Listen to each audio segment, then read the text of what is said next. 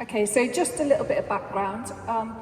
So I've been in this diocese for 12 years. I've been in ministry since the age of 17 in youth work ministry, but been ordained since 2013.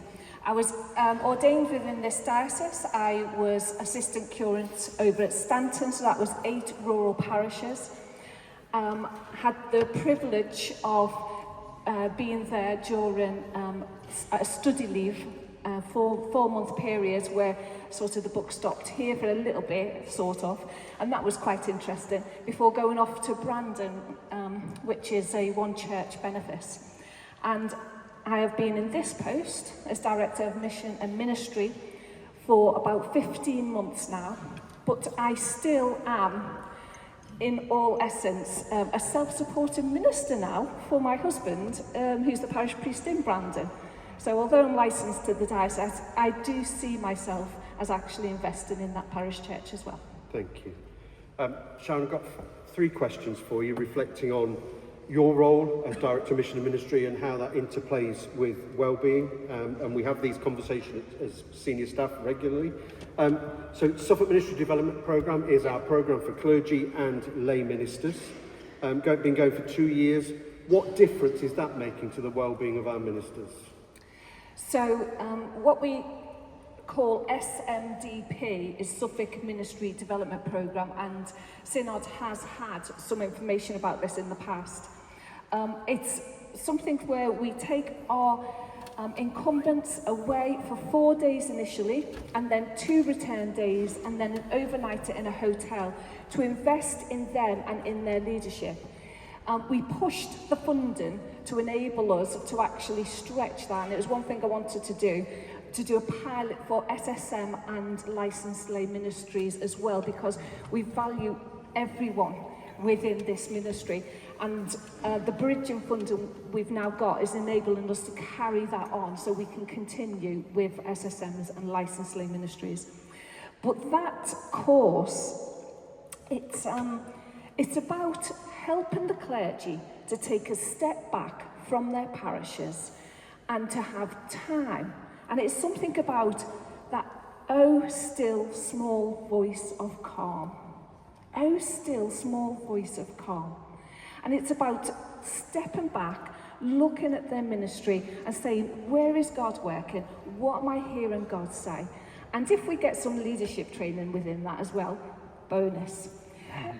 We pay attention to the details, so just little things like we give them a bar of chocolate when they arrive. We give them a glass of wine with their meal. That goes down really well. You know, the end of the course, we take them away to a hotel where there's a swimming pool. You know, it's the saying, we want to invest in you as ministers. Now, we can't do exactly that with some SSMs and licensed lay ministers, because we have to do that over 2 weekends, because lots of them work midweek. So it mirrors it, but it's slightly different. What we do within it is we have sessions. One is called Times and Priorities. Now, some of this might just go over your head, so bear with me. We look at the way it's not really time management, it's looking at our time and where are our green areas of time where we are at our best, where are our amber times, where we're moderately okay, and where are our red times in the day where we're really flagging. And actually, what we're finding is that clergy are using those red times for rest. When actually, if they use the green times when they're at their best to rest, they would get more out of other areas of their life. So bear with me on that. It's a whole session. I've tried to compact, quite a bit into a couple of sentences. So it's about them reimagining their time. We also look at how they sustain themselves in ministry. But more importantly, it's about them meeting others. A shared voice. A time when they can come together with other clergy to feel part of a family, to feel like they've got colleagues, to feel like they're not in a silo, that they're not just on their own. And from that we have small groups, within about 4 or 5 of them together, where they support one another, they talk about their context. They often then have WhatsApp groups afterwards, or meet afterwards, pray together afterwards. And even today I've heard from somebody saying to me, I'm sorry I can't come to the next brunch, I really wanted to see my colleagues. And that's really good. So following on from this, we don't want to leave them and go, right, you've done the course or programme, you've done the programme, that's it. What we want to do is continue that ongoing. So we are offering now brunches. So it's an ongoing learning community. So it's a breakfast, a full English breakfast with some input, so it's worth coming, but also developing that sense of family again and colleagues. Thank you. We are also at the moment reviewing the Ministerial Development Review that is for clergy and lay ministers. Where are we with that? So the Ministry Development Review, it's meant to be a yearly thing that it's a little bit like your appraisal, but it's not. It's about looking at your ministry and where's God leading you? Where have you seen God and where is God taking you forward? And what can we put in place to help that?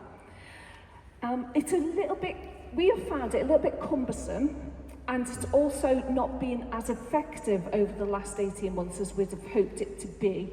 It just didn't fall in the right place. So it's come over to mission and ministry now. So I now own that, thank you. And I decided, actually, let's have a consultation. So it's been out, I emailed all of those involved and said if you'd like to make comment on this. So we're just working through those comments now. We're looking at the factors which are universal, the things that come up again and again. What we'd really want to do is to tie in our MDRs with well-being and our growing in God vision and strategy, and make it simpler. So simpler and more effective. So we're putting those together. Then it's going to go to Bishop's staff. So that'll be before summer. And then in September, October, we'll do some training for those who are involved in the MDR process, in being assessors or whatever they're called. Reviewers. Partners. Reviewers. Yeah. Thank you. Not assessing anything. Right. And then dates in the diary ready to kickstart it in January, February 2026. Thank you. We've shared a paper with Synod for this meeting about the Diocesan Mediation Service. Can you unpack a bit about that and what the changes are? Yeah, so I inherited it. It wasn't embedded enough in mission and ministry for it to keep going once I started. And now that I've sort of got my feet under the table, I'm revisiting it. And it had what I think wasn't, we've discovered the name wasn't helpful. It was called the Dispute Advisory Service. And lots of people think, I've not got to a dispute, you know? It's just a niggle, or it's for instance, it could be that somebody's saying, you know, my incumbent's not listening to me, or I've made some suggestions to my church wardens and I've had a bit of a backlash of emails, what do I do with it?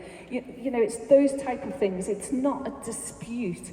So we've looked at what we call it. We took it to Bishop's staff, and there was an agreement there that we should call it the Diocesan Mediation Service. And it's to do with listening, it's to do with advising, mediation, and possibly even bringing an outside consultant in, depending on what the mediation is required. So we also felt that what it was set up to do was to enable safeguarding, not to deal with all of the things which are definitely not safeguarding. So they are issues, but they're not safeguarding issues, but they land on safeguarding's desk. Does that make sense? And actually, it's just tying them up in knots. So we needed something to be able to set for safeguarding, to be able to say, thank you, I hear you, it's not safeguarding, let me refer you to our Diocesan Mediation Service. So there's a referral system that we're putting into place for safeguarding to release some of their time, for archdeacons, because sometimes it's we need an archdeacon involved, and actually we don't. It's not got that far. You know, it's sometimes the simple things of our advisors, they say, have you took your incumbent out for a coffee and told them? And they've gone, no. And it's like, why don't you try that first? You know, so it's as simple as that sometimes. So it's, and that really does not need to be on our safeguarding desk. So we're trying to provide ways in which to work together and honour each other in our ministry. That's great. Sharron, thank you. Sorry, can I say one last thing? You can, go on. I absolutely love our clergy and our licensed lay ministers. I love my job and I love being able to try and put things in place to make their life easier. So please do speak to me, because it's really important that we as a team get it right for you, because we are here to serve you as parishes and deaneries. So thank you. Can we give our thanks to Sharron?